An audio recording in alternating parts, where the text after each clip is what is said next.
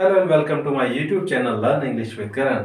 आज हम स्टार्ट करने वाले हैं क्लास 10th के फर्स्ट 5 बुक से first chapter a letter to God written by GL friends. आज की इस वीडियो में मैं आपको इस चैप्टर की समरी बताने वाला हूं और वीडियो के लास्ट में आपको कुछ शॉर्ट क्वेश्चंस मिल जाएंगे बोर्ड पे लिखे हुए, जिनके आपको आंसर कमेंट बॉक्स में लिख के जरूर भेजने हैं। सेकंड, अगर आपको इस चैप्टर की डिटेल्ड स्टडी करनी है और ज़्यादा क्वेश्चन चाहिए तो आप मेरे ब्लॉग पे जा सकते हैं, जिसका लिंक मैंने आपको डिस्क्रिप्शन बॉक्स में दिया है। यहाँ पे आपको स्पेशली आप लोगों के लिए मैंने एक मास्टर क्वेश्चन बनाया है। इसकी पीडीएफ आप यहाँ से जाके डाउनलोड कर सकते हैं। So let's begin. बात करते हैं इसके टाइटल की, a letter to God. God को एक लेटर। ये चैप्टर स्पेशली बात करता है फेथ की।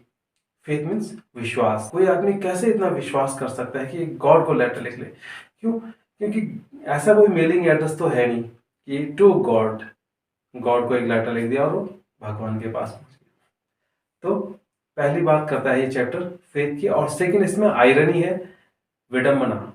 आयरनी मीन्स होता है विडंबना, तो चैप्टर के लास्ट में पता चल जाएगी। इसका एक मेन कैरेक्टर है लैंचो, जो कि एक हार्ड वर्किंग फार्मर है। अब स्टोरी शुरू होती है एक घर से, लैंचो के घर से। वो घर एकमात्र उस वैली में, वैली मीन्स घाटी, एकमात्र घर है। और वो घर कहाँ पे सिचुएटेड है? एक क्रेस्ट पर। क्रेस्ट मीन्स होता है पहाड़ी की एक छोटी सी हिल की टॉप पर। उस टॉप से लैंचो क्या करता है, अपने जो कॉर्न फील्ड्स है उनको देखता है। तो अभी उसको प्रेजेंट सिचुएशन क्या है कि उसकी फील्ड्स को, उसकी कॉर्न फील्ड्स को डाउनपोर यानी कि बारिश की जरूरत है। तो लैंचो क्या करता है, बाहर अपने फील्ड्स में आता है और आसमान को देखता है कि यार कहीं क्लाउड दिख जाए। तो नॉर्थ ईस्ट की तरफ देखता है, मतलब उत्तर पूरब की तरफ देखता है, तो उसे कुछ क्लाउड दिखते हैं। तो अपनी वाइफ को आवाज़ लगाता है कि अरे भाग्यवान, अरे ओ भाग्यवान, सुनती हो? लगता है कि बारिश होने वाली है, क्योंकि उधर क्लाउड दिख रहे थे। तो उसकी वाइफ जो कि खाना प्रिपेयर कर रही थी, तो वो कहती है कि हाँ, गॉड विलिंग, अगर गॉड ने चाहा तो बारिश होगी। अब लैंचो के कुछ ओल्डर सन्स थे जो कि फील्ड्स में काम कर रहे थे, और कुछ यंगर मतलब छोटे बच्चे थे, और वो घर के आसपास प्ले कर रहे थे यानी कि खेल रहे थे। उसके बाद लैंचो की वाइफ लैंचो और उसके बच्चों को आवाज़ लगाती है कि भाई आ जाओ, खाना रेडी है। तो सब जाते हैं अंदर। तो तभी वहाँ पे बारिश शुरू हो जाती है। It starts raining. अब लैंचो हैप्पी हो जाते कि यार अच्छा हुआ, गॉड ने हमारी सुन ली। तो लैंचो बाहर जाते हैं और उस रेन ड्रॉप्स को अपनी बॉडी पर फील करने के लिए। उसके बाद फिर वापस आता है और कहता है कि चलो इस बार हमारी अच्छी क्रॉप्स होगी। But suddenly a strong wind came and large hailstones began to fall. मतलब लेकिन तभी अचानक क्या होता है, एक भयंकर हवा चलती है। उसके बाद बड़े बड़े हेल स्टॉर्म्स गिरने शुरू हो जाते हैं। हेल स्टॉर्म्स मतलब ओले, तो सफ़ेद ओले हैं, वो गिरने शुरू हो जाते हैं। अब उसके बाद लैंचो सैड हो जाता है, मन ही मन वो सोचता है कि चलो अभी तो कुछ टाइम बाद ये हेल स्टॉर्म्स गिरने बंद हो जाएंगे। लेकिन ये हेल स्टॉर्म्स 1 घंटे तक लगातार गिरते हैं और पूरे इसके जितने भी कॉर्नफील्ड्स है उसको कवर कर देते हैं। और ऐसा लगता है कि एक सॉल्ट की जो कर्टन है, मतलब नमक की एक जो चादर है, वो बिछ गई हो फील्ड्स में। और उसके बाद जितने भी क्रॉप्स थी वो टोटल डिस्ट्रॉय हो जाती है। लैंचो बहुत सैड हो जाता है, दुखी हो जाता है, और वो अपने बच्चों से कहता है यार मुझे लगता है कि इस बार हमें क्या भूखे रहना पड़ेगा। और वो अपने सन से आगे और कहता है कि इससे ज़्यादा तो लोकस्ट छोड़ देते हैं हमारी क्रॉप्स को। लोकस्ट मतलब जो इंसेक्ट्स होते हैं, छोटे छोटे इंसेक्ट्स होते हैं और ग्रुप में आते हैं, एक साथ अटैक करते हैं और क्रॉप्स को डिस्ट्रॉय कर देते हैं। अब उस रात लैंचो बहुत दुखी हो जाता है, बहुत सैड हो जाता है। All through the night लैंचो thought of only one hope, and that was help of God. उस पूरी रात लैंचो केवल अपनी एकमात्र होप, आशा के बारे में सोचता है, और वो थी भगवान की मदद यानी अब भगवान से मदद ली जाए। तो इसके लिए उसके दिमाग में एक आइडिया आता है, गॉड को एक लेटर लिखा जाए। हालांकि वो खेतों में काम करता रहता था, फार्मर, लेकिन वो लिखना जानता था। तो अगले दिन वो जाता है पोस्ट ऑफिस में और वहाँ पे एक पेज और पेन लेके लेटर लिखता है गॉड को कि गॉड, इसमें मेरी जितनी भी क्रॉप्स है वो टोटल डिस्ट्रॉय हो गई है ड्यू टू हिल स्टोन्स, और अगर आप हमारी हेल्प नहीं करोगे तो इस साल हम भूखे रह जाएंगे, और इवन हमारे पास अगली क्रॉप्स को उगाने के लिए सीड्स भी नहीं है, बीज भी नहीं है। तो इस प्रकार से वो सारा लिख के नीचे लैंचो और बाहर से एनवलप पे टू गॉड लिखकर लेटर मेल कर देता है। और उसके बाद वो लेटर लेने कौन आता है? पोस्टमैन। पोस्टमैन देखता है अपने जीवन में उसने कभी ऐसा एड्रेस नहीं देखा था कि टू गॉड। तो उसके बाद हंसते हंसते लेटर दिखाता है किसको? पोस्ट मास्टर को। और पोस्ट मास्टर देख के उस लेटर, उस एड्रेस को देख के वो भी जोर जोर से हंसता है कि हो मैंने ऐसा एड्रेस तो मैंने अपने जीवन में कभी देखा ही नहीं, अपने पूरी सर्विस में कभी देखा नहीं। लेकिन फिर सडनली सीरियस हो जाता है। वो बोलता है चलो यार इसका रिप्लाई दिया जाए। रिप्लाई देने में क्या है?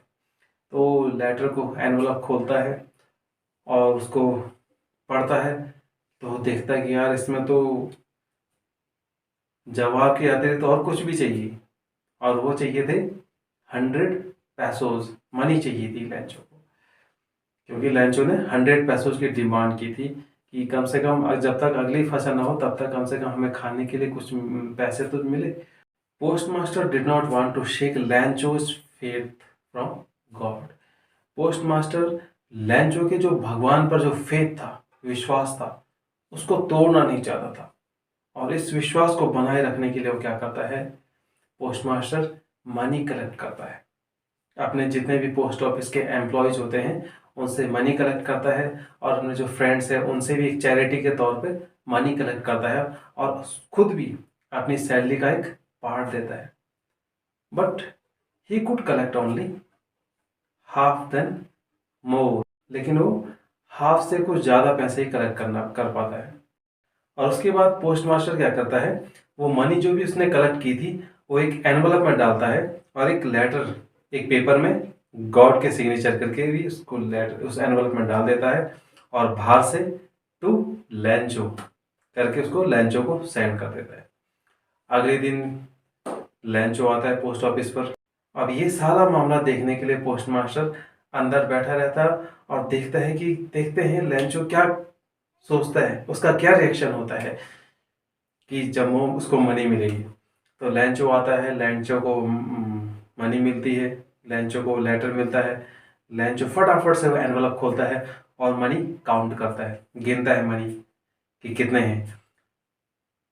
लेकिन ही फाइंड्स ओनली 70 पैसोज। उसे कितने मिलते हैं? 70 पैसे मिलते हैं, 70 पैसोज मिलते हैं। तो एंग्री हो जाता है, गुस्सा हो जाता है कि यार मैंने तो 100 पैसोज की डिमांड की थी और यहाँ तो केवल 70 पैसोज ही मिले। फिर वो सोचता है कि यार ये गॉड भी मिस्टेक नहीं कर सकते, और ना ही ऐसा हो सकता है कि गॉड मेरे को भेजने से मना करे, रिफ्यूज़ करे कि ना भी 70 पैसों से ही खुश रहे। ये जरूर कुछ ना कुछ पंगा किसका है? पोस्ट ऑफिस के एम्प्लॉयज़ का है। फिर दोबारा से वो क्या विंडो पे जाता है पोस्ट ऑफिस की, वहाँ से वो एक पेज और एक पेन लेता है, फटाफट से एक लेटर लिखता है टू गॉड कि भगवान, मैंने 100 पैसों की डिमांड की थी बट आई गॉट ओनली 70 पैसोज, और मुझे केवल कितने मिले? 70 पैसोज ही मिले। So please send me my rest money but not by post. मेरे को मुझे मेरे बकाया रेस्ट मनी बैलेंस मनी भेजो, बट पोस्ट ऑफिस के थ्रू मत भेजना। बिकॉज क्यों क्यों मत भेजना? क्योंकि ये क्या है? Because they are bunch of crooks. ये बंच ऑफ क्रुक्स हैं। बंच मन होता है झुंड या समूह, ग्रुप ऑफ क्रुक्स। क्रुक्स मन होता है धोखेबाज, जो धोखा देते हैं। इन्होंने ही पक्का मेरे जो आपने तो मुझे क्या 100 पैसों भेजे होंगे, लेकिन इन्होंने बीच में गोलमाल करके 30 पैसों उठा लिया और मुझे 70 पैसोस भेजे। इस प्रकार से स्टोरी यहाँ पे एंड हो जाती है। अब इसमें आयरनी क्या है? आयरनी मीन्स होता है विडंबना। विडंबना ये है कि लैंचो की हेल्प किसने की? पोस्ट ऑफिस के एम्प्लॉयज ने, पोस्टमास्टर ने। और वो क्रुक्स किनको कहता है? पोस्ट ऑफिस के एम्प्लॉयज को। तो ये विडंबना है, हेल्प उन्होंने की और वो उन्हीं को कहता है कि इन्होंने ही चोरी की है।